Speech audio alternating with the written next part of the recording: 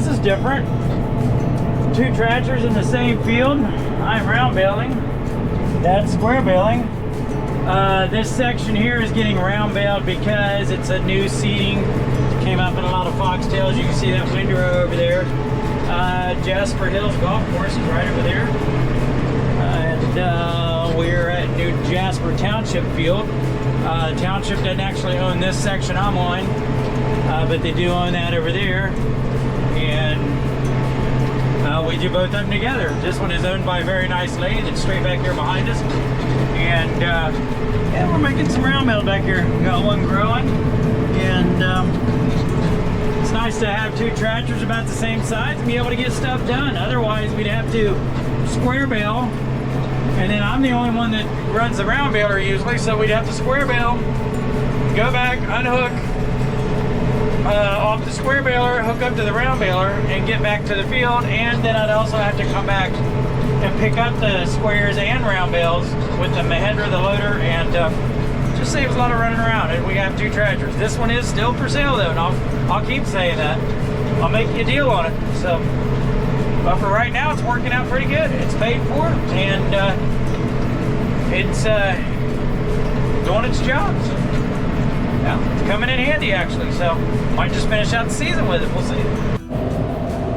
Well, on a change of events, I had to round bale this at the township. Dad made about 30 bales, and right after I videoed the last little clip, noticed he was stopped, broke a shear bolt, and we found a little rod that was broke that lets the safety dog come out, and that's what we call it. It's a pin that comes out when something's not right to keep you from breaking major stuff, and that had come out.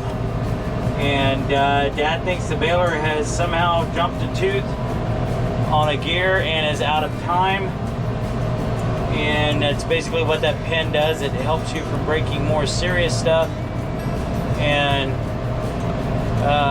we decided to just take it back home. I would finish round baling, and then this stuff is so short, this baler does not like the real short grass. And right now, this last bale I made, I can't exactly, I was going to take it home, spit it out, but I can't get string on it because all the fine grass is stuck right there in the feed where it feeds in, and it won't pull in because it's dry and there's no friction, and it just won't pull in. So that's that. And I have been waiting here a good 5 minutes for traffic. Now I think we got it. All right, I just got to cross Jasper here. That's it. There's a lot of people out running around today. A lot. Even on our back roads, a lot of traffic. You know what? I said I'm going to try to explain what happened. So, where did it go? This rod right here, the end of that broke off, and it hooks up into here. This piece here, yeah, and that goes piece in there. But the end of that broke. We don't know why. Sheared a bolt. The safety pin came out up front. We don't know if it's out of time yet or what, but we're working on fixing that because we'd like to bail this afternoon. We'll see. This thing is just a dirty, filthy mess. I mean, just the dust is awful. And yeah, it's going to be that way until it gets cleaned up probably, because just crazy. We don't know if it's out of time yet. No, we don't know for sure. It's a little out of time, but I can't. Which means a chain jumped a tooth somewhere. Or either jumped, yeah, but I can't see. The chains are tight. They seem to be. Now. They seem to be. I think we made 30 bales that had just tied one, and that happened. So, don't know. But all that happened so that you don't break anything serious. Correct? Correct. I'm going to have to put something on. Grease, I guess. To hold it? Yeah, because it slides down in here. Then you got to stick the nut through and put the nut on. Between, there's another piece like this back here, but there's no hole in it. How'd you get it out? I just took the bolt out, stuck my hand down there and held the damn nut. Yeah? Then the bushing fell. I said, oops. And don't get the real runny kind. No. Maybe the grease is a little cold this morning. It won't be as...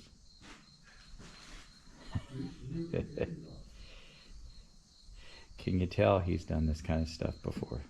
Yep, several times. When you're 80 years old, you've done a bunch.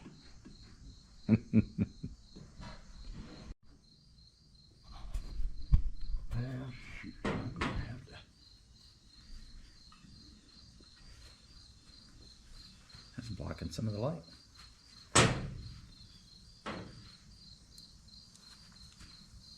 What do you want me to do? Much you can do right now.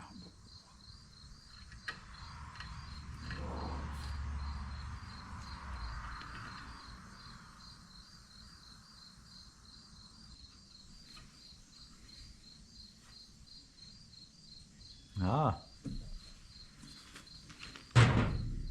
And that goes in the end of our rod.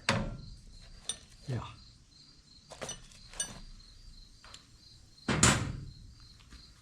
With the plate you just made. There.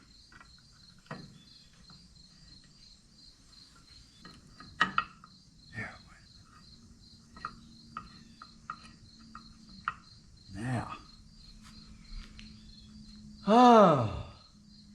How am I going to get that lock washer? I don't know. You're right, there's no hole here on the back. Right. How? Well, I have no idea. I need to go get more grease.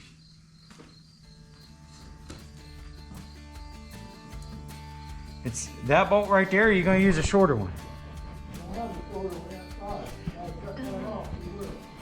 Oh, we're stuck here. There we go. All right, well, so by hand, what I was doing is I made it turn just like it would if it was the PTO was on, but we wanted to do it by hand. Yeah. So, I think that should be a shorter bolt, but I mean, I guess. I can't find the shorter bolt.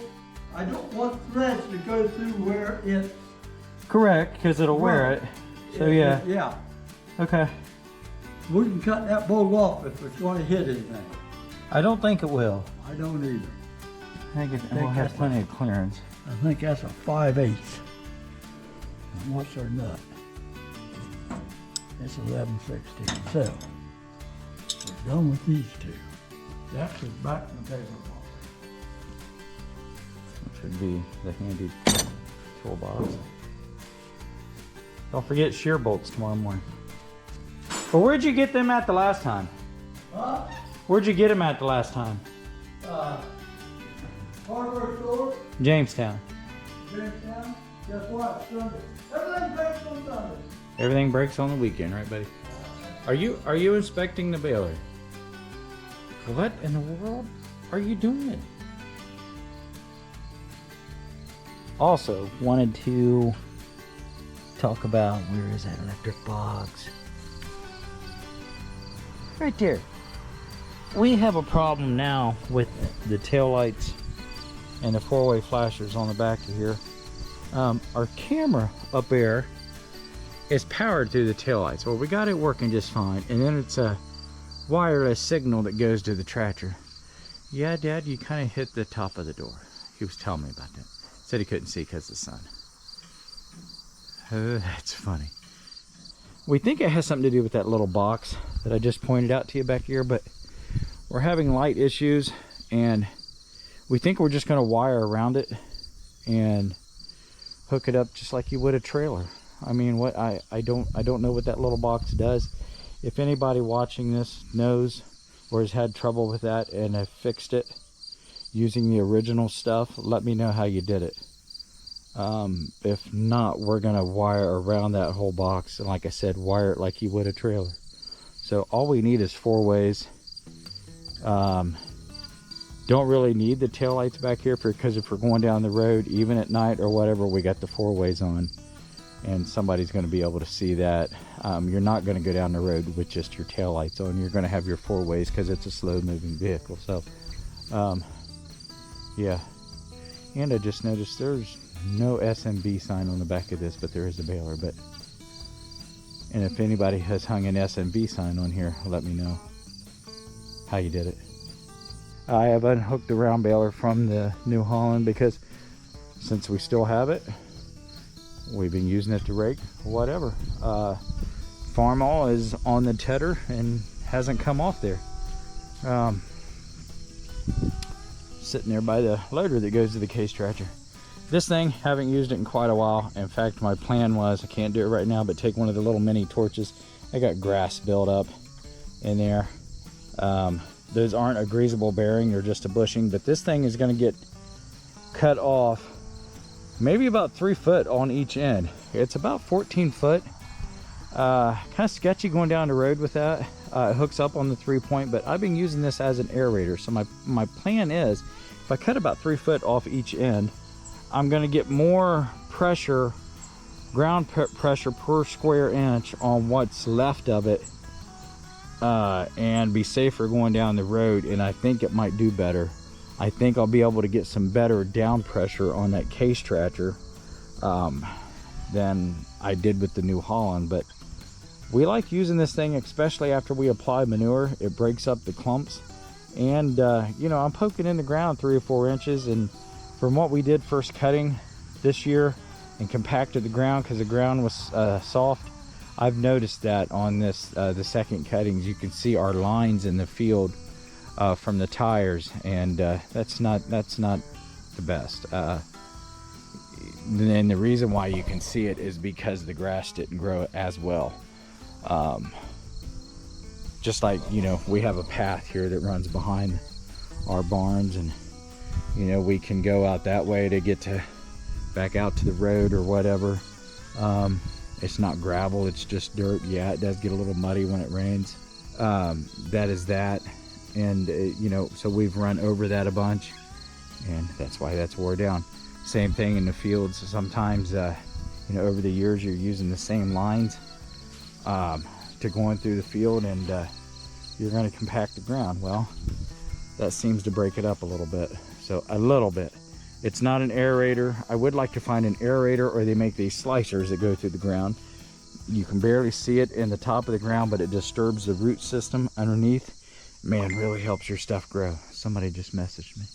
I'd really like that to be somebody that wants to buy this. I mean, we love this tractor, don't get me wrong. It's got a little bit of sentimental value. We've had family pictures taken with this tractor. It's on you know, the YouTube. When you know, you look at our homepage, it's me standing there beside it. We will probably change that and get one with the case tractor, but this has been our main tractor since 2014. It's been good to us. We've put a lot of hours. I've spent a lot of time in that tractor, a lot of time. It's been good to us, and it's really hard to believe. No one wants to believe me, but those are the original tires, and I doubt that today you could get a set of tires to last 11 years with as much road travel as we do. That, we've probably had 4 or 5 sets of tires on the front. They wear down pretty good, but those are still the original Goodyear tires, 34s, and they have been the best for us. Cattle are back there eating and banging on the side of the barn with their tails. All right, I'm gonna get this moved around and get it hooked to the rig. All right, so good evening. I am at, well, this is, I don't know what you want to call it, the urban farm. Anyway, we rent this off somebody who rents the rest of their farm ground, and works out good for us. We get a good bit of hay out of here, actually. This will be second cutting. We do on the other side of this creek right over here. We do that also. This is off Parker Road, back and behind Johnson's. They live up there. A friend of mine, Dan Johnson. How you doing? Yeah, so pretty decent. Dad and I came and checked this field this morning, and I said, okay, you know, we had to bale that hay up the road, which, by the way, we made 220 up here of the third cutting alfalfa on 10 acres. Yeah, nothing to brag about or go too crazy. Kind of was hoping we'd hit 300, but that's what it is. It is nice stuff. I think, you know, since it's been dry since we cut that last, and I haven't gotten really much of a measurable rain, and that has a lot to do with why that field didn't make any more than that. And that's kind of what we're seeing. Now this field, that's some foxtail spots, but it's not bad. We get up in here and it goes away. And I think a lot of it just has to do on the timing of when we cut it, first cutting. I'm seeing that in some of my fields, and some of my buddies I'm talking to that do hay, they're seeing that. So, and my buddies that do hay will most likely be getting started on their corn this week. But I talked to one guy I know. He doesn't do hay, he's just a grain farmer, Brian Thompson, and he said they're starting shelling corn tomorrow, and he said if you get bored, I got a truck waiting on you. I'll put you in a truck. I'd much rather be in a tractor or something working the ground, but hey, whatever he's got. Yeah, if I get bored. Yeah, right. I got time to get bored. Right. No, I don't. So this is the field also that we were in when we did this. I have to look at the book. It was 2 weeks after we did the one over there. We had all kind of problems with our New Holland. I know we came here from Casey's over there on 72. And that's where we started having battery alternator problems. So we put an alternator and we put a battery in that tractor and fixed that, but still had the fuel issue, and did not know at that time that it was injectors. So we actually finished up baling here with the John Deere, which is gone. Chad no longer has that. It is sold, went to a new home. But that's what we finished with here. And I did it a little earlier in the morning, probably earlier than what I should have. And I have seen some of those bales, and man, they are tough. I think I had the RPM going too good. I think they were too wet, and probably shouldn't have done that. But it was only about 75, 80 bales, and I just wanted to get out of here and move on to the next field. And we were frustrated with the New Holland, and that's what happened. So. But yeah, I think this is gonna make some pretty decent hay. I got the sun on my eyes right now. Let's take care of that. There we go. But I think it's gonna be all right. Just kind of creeping along here until I get some outside rounds done, because until I get going back and forth this way, there's really no straight part to the outside of this field. We got a big, huge tree down up here at the top of this hill, and I don't have the RPM all the way up either, because I've said it before, this mower doesn't cut well at high RPM and shorter grass, and it doesn't matter what tractor you have it hooked to. I could probably mow this with the Mahindra. Maybe not. This mower's heavy. Again, really liking this tractor. This is the first time I've had the mower behind us since we took off. We took two 90-pound weights off of each back wheel. It has 3. We took 2 off each side, see if it made a difference on the bouncing. Dad said it helped with the baler. I didn't notice any difference with the mower going down the road, but I never had trouble before with the mower. So we are looking into putting some weights on the front.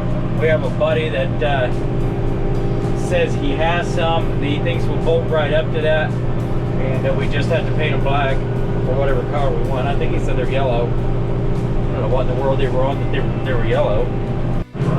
Well, I think we missed it because I couldn't get the camera and turn on in time. But a skunk just ran out of here. I'm glad I didn't hit him. I don't know if he sprayed on the way through, but he just went into the woods there. Great. I'm glad I didn't hit him.